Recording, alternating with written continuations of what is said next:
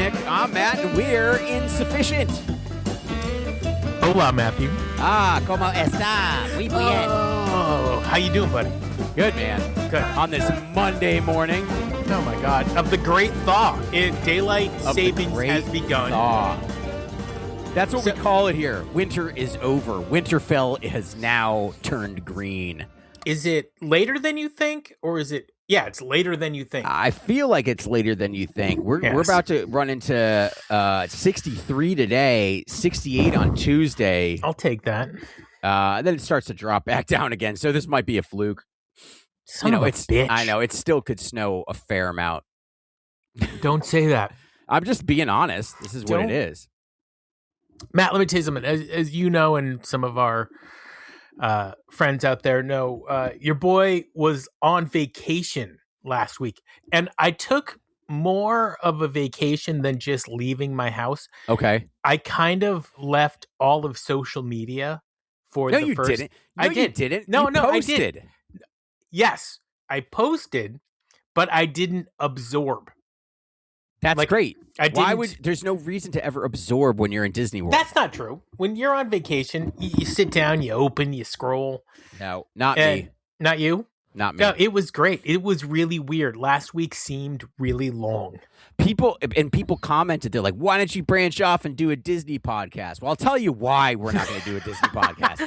Because we can barely afford to go see Phish. Yeah, there are so many wonderful and in-depth Disney podcasts out there that we're not made for it. The 3028 is one of the best Disney podcasts I have ever heard. And if we were vlogging, as much as I would love to get paid to go to all the Disney parks, I think that Justin Scard, Random Land, is the best at it. And I don't want to be going up against these guys. They're too fucking good, man. They're too good. Well, there's that, and also, like, we're not lame. No, they're not lame at all either. I love them. They're so good. I'm saying they are lame. No, you and I are cool.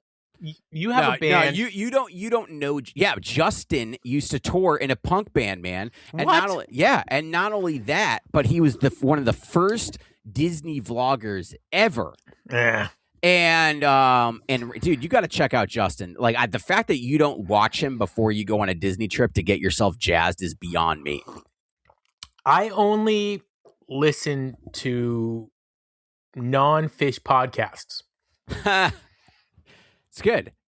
Yeah, because we're the best. Well, no, because I don't want to steal ideas. There was a time when I wanted to check out the competition. Yeah.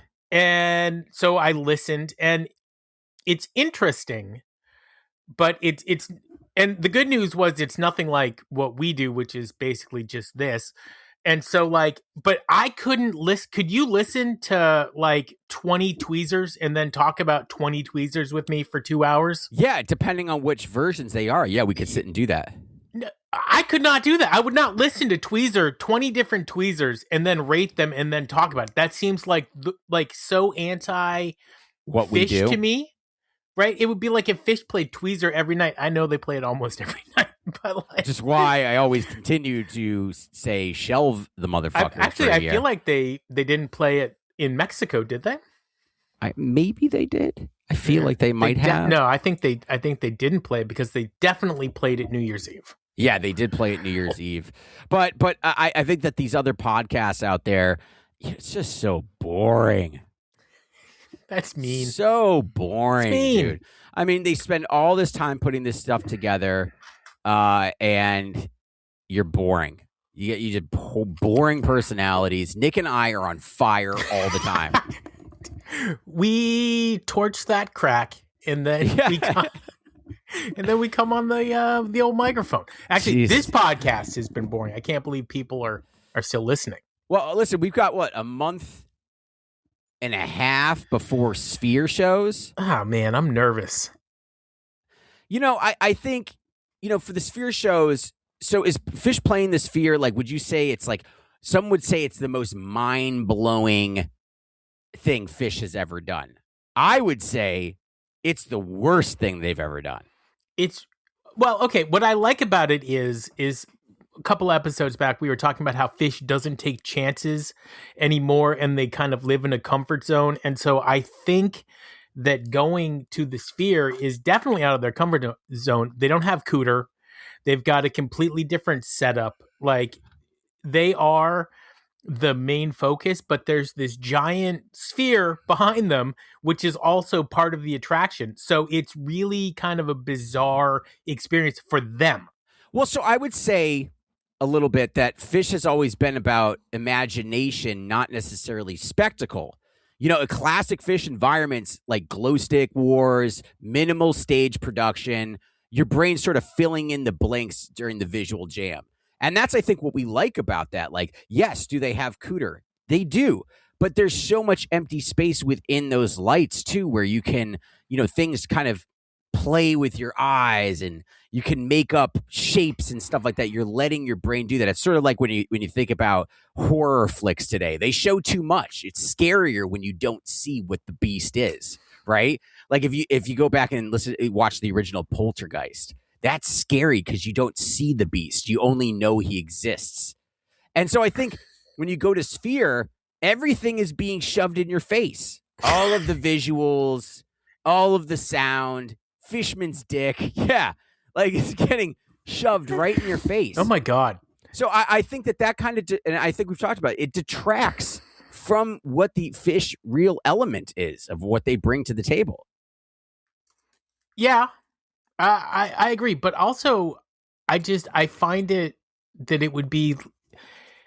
it'd just be weird. I mean, I pretended like I wasn't going to go. I'm probably going to go. You're to not that last weekend. I probably am because I've got family who is like on the scene in Vegas. You're killing me, which is dude. Weird. I know, but don't you want to see? No, I don't want to see. Just one time, dude. It's $1,000 a show. I think my anxiety would be flying. So instead of audience imagination, improvisational vibe, you get giant pre-programmed visuals, structured timing, attention pulled towards the screen instead of the music. Well, okay. So here's what we're gonna do real quick. Okay, just thumbs up, thumbs down, and let's evaluate some sets. Okay. So this is from Thursday, 8/4/18, 2024. Phish first show at the Sphere in Las Vegas. Set 1. By the way, no sound check. Which wow. Okay. They're like, we don't need it. We don't need it. Everything's right. Back on the train. That's the opener? That's the opener. Okay. Back on the down. train. Yeah. Thumbs down for everything's right opener. It's not, I mean, that's weird, right? Yeah. Okay. And then followed up with a Back on the Train, another slow jam. I'm going to say thumbs down. I'm not necessarily saying thumbs down to the song, but thumbs down to the placement. Okay. Wolfman's? Wolferman's. A Wolfman's and his brother. Maze. I mean, thumbs up to Maze. Yeah, but does Maze belong blaze? Right there? No, does it blaze? Does Maze blaze? No. It usually does. No, Maze doesn't. It's for tempo. What do you think it's maxing out at? All of these songs so far have a low max. Maybe out. 160. Maybe. Leaves. Slow song. I love that song, but slow. We're looking at sleepers right now. Life-Saving Gun. Okay, for me, this is the second time. It. Okay, I like Life-Saving Gun. Second time, I'm getting jazzed up. Dirt. Oh, slow. And then Carini, once again, maxing out 140, 160. You've already tucked everybody in for bed, and then at the end you're like, ah! Okay, but that's because I think of the giant sphere behind them, right? It has a max process power. Sand, Tweezer, My Friend, obviously no Mife. Mike's song, Life Boy. I love Life Boy. I love Life Boy. But in this show, Wickapog, Blaze On, and slow then Wickapog. Yeah. It just doesn't do for me. They should have swapped it. They should have Farmhouse, flipped it. And then Run Like an Antelope. By the way, the New Year's 93 Run Like an Antelope is just so fucking good. When I was on my social media heights, I had a little speaker my brother got me for Christmas. I'm not really one of those Bluetooth speaker guys, but I had it, and oh my god, I listened to that whole show like 2 or 3 times on that trip, and that antelope when he's dun, dun, dun, dun, dun, dun, and he just builds it so good. I think also if you think about it this way, like Phish normally thrives off of chaos. When you have $2 billion of LED dome lights that has to be scripted, it really takes away from that. I agree. And so like in night 2, they had like a big fish tank behind them for a pretty long period of time. I think that's kind of cool. And that's more, I think, what I would use the Sphere for if I was Phish, which is instead of having like orchestrated visuals, just have really cool backdrops that they're playing in front of so that they can keep that same. That's what the Dead did. So like do your backdrop on fucking Sugar Bush. Oh my God. So, okay, that would be kind of cool. Right. Phish could do the Sphere and they could do their venues. That would be awesome.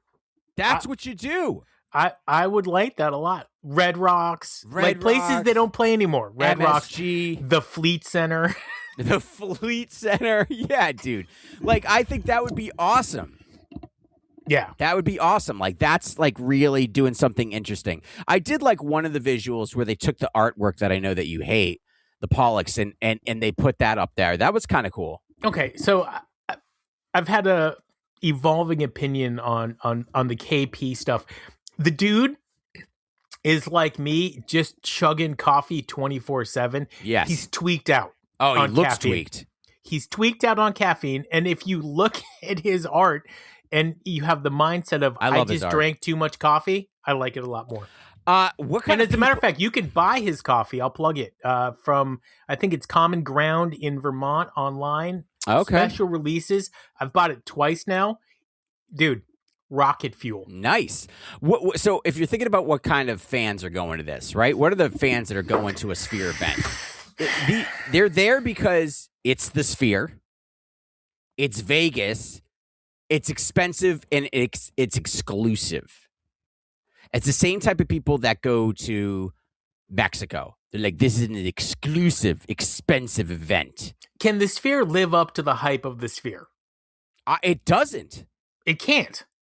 It doesn't. I don't, they tried to redo. I actually would have liked to have seen the Wizard of Oz there. That looked like kind of a great experience. Okay, so now if there was a Gamehenge set with Gamehenge in the background, like that would be like mind blowing and worth it. Probability of that happening 0.1. None. 0.01. 1 out of a million Phish shows would pull that off. Yeah. And so like the great thing that I think you and I and most of the people listening to our show love about Phish is there's that possibility that something's going to be pulled off that's just going to fucking blow your mind. That goes into the next one. The fans that are there, they're Instagram Phish fans. These folks care about the visuals, the spectacle, the story of being there.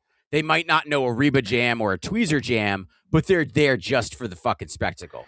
Okay, so I want to make sure that we're not like bagging on any of Phish. We're not Phish influencers, but I want to make sure we're not bagging on any of any Phish influencers. Except for one. That's not a Phish influencer. Stop. You know what? I have an evolving opinion on that. I think it's a joke. No. And it's comedy. Dead serious. And do you see the way that they look at the screen? Like the screen, just they pan over like, you know what I mean? Like when I'm playing a show, do you think I'm deadpanning over to people after I do a fill? And I'm like, it is the longest joke in Phish history that is ongoing. Next, people that are there, corporate Phish crowds. Because there is a lot of corporate Phish. because of how costly the tickets are, it really weeds out a lot of people. What you can expect with the corporate Phish crowd is older fans with money, destination concert travelers, people flying in for luxury experience. Vegas Phish equals less parking, lot culture, which I believe. Oh my God, is there going to be a lot scene there? Where? Yeah, it's a good question. And then you might get the occasional curious Phish nerds, hardcore fans who just want to see what the band does with the technology. Okay, so I think that's where I would fall in. Is I want to see what they do with it. Yeah, whether Trey like leans into it or does he ignore it? But also, whenever I see photos, like you can barely see the band. Yeah, they're like beep. And as you know, I'm sitting there, arms crossed, grilling, like checking them out. You see what I got? I'm not shushing people. No, it's not the shush. It's the think. It's the corporate think. It is. I'm trying to understand what is going through Trey's mind. That's like end pages. The two of them, I just sit there and I'm like, what are they thinking about as they go through this jam? Now, if we want to play devil's advocate here. Okay. The video game? No, the counter argument. You mean the movie?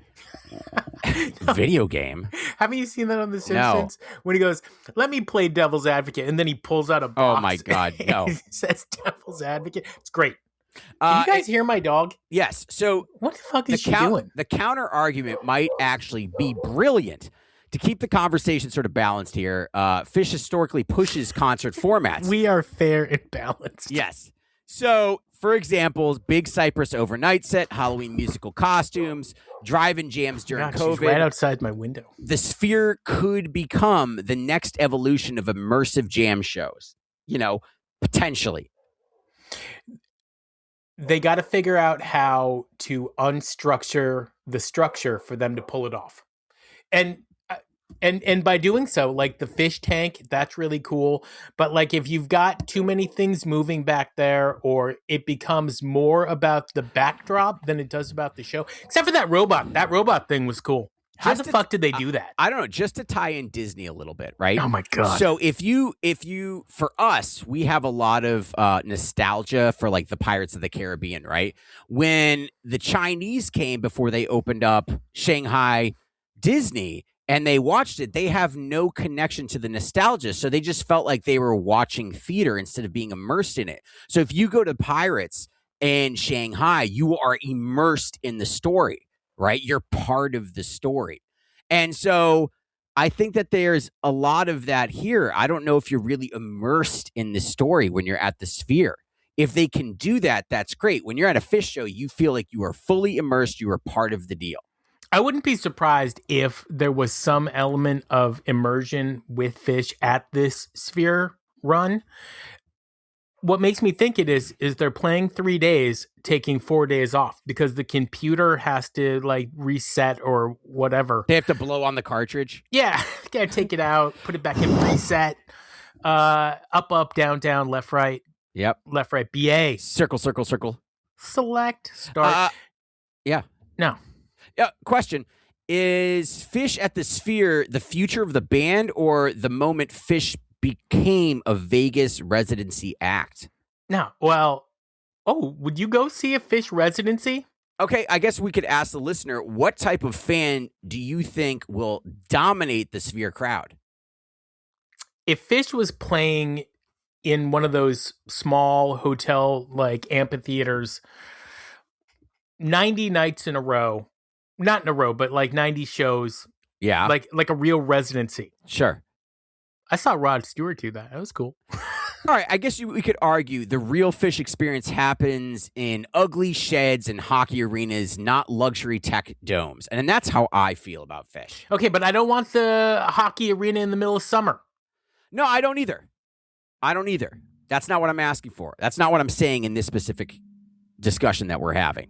It's specifically around, do we think that the Sphere detracts from the whole element of Phish as well as the people that go to Phish? And I say it does.